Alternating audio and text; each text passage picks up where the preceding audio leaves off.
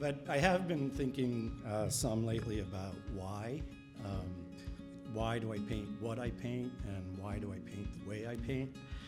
Like, why do I start with small little units and then combine them and stitch them together to grow a larger unit, and then take that unit and make it bigger to have a painting, and then sometimes even bolt those paintings together so that they grow into a larger work.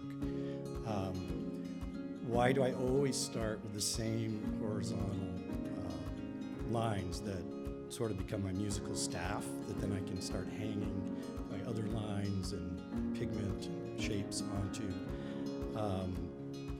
And then why do I take my lines all the way to the edge and in theory beyond the edges?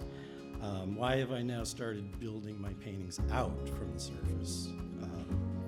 And why am I obsessed with light and the way it reflects and refracts and shadows? And then finally, why have I been starting to embed pigment between layers of clear resin?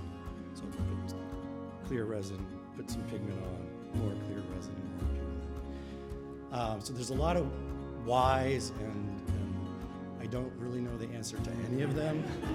But I have been remembering some childhood memories, and I remember when I was a little kid, and this alludes a little bit to what Emma was talking about, but I would have these little scraps of paper, and I would draw my imaginary map and my buildings and cities and stuff, and I got frustrated that it was so small because my world was so, I wanted to get bigger, so I would get more pieces of paper and tape those together, and I could extend my rivers and highways and bridges and cities.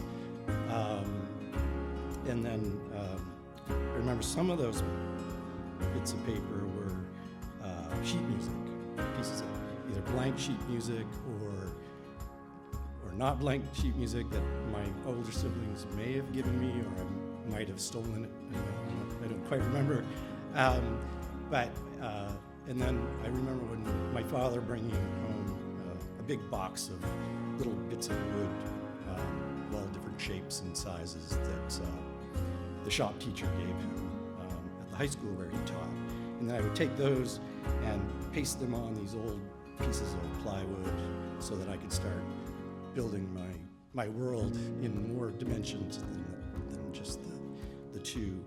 I also remember in Brooks, behind our house and down the hill from the Pine Grove was this little stream that flowed out to Marsh River and eventually to Penobscot Bay. And I would go there in the winter, and I would kind of study the frozen water on the stream and how that kind of amazing Maine sun would shine like off the ice and through it and refract through it and show the water flowing underneath.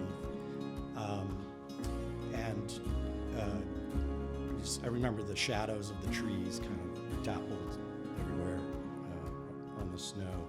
And I remember inside those layers of frozen water were suspended like sticks and leaves and rabbit poop. And memories flood back, but I'll leave it there. And thanks everyone for coming, and enjoy your evening.